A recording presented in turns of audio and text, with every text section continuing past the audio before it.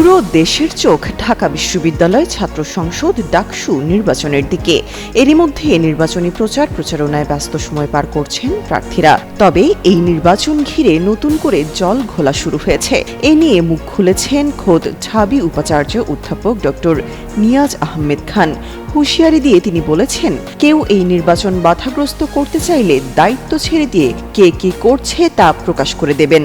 শনিবার কালো দিবস উপলক্ষে এক আলোচনা সভায় তিনি এই কথা বলেন।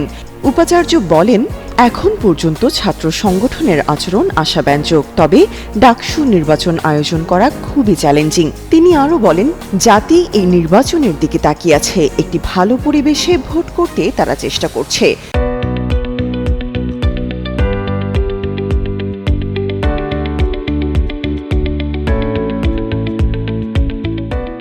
নির্বাচন কমিশনের নির্দেশনায় সকল কাজ হচ্ছে। সকল অংশীজনের সঙ্গে আলোচনা করা হয়েছে। যে কোনো অন্যায় প্রতিরোধ করার ঐতিহ্য ঢাকা বিশ্ববিদ্যালয়ের আছে। ইতিহাস থেকে শিক্ষা নিয়ে অন্যায়ের বিরুদ্ধে সোচ্চার হতে হবে।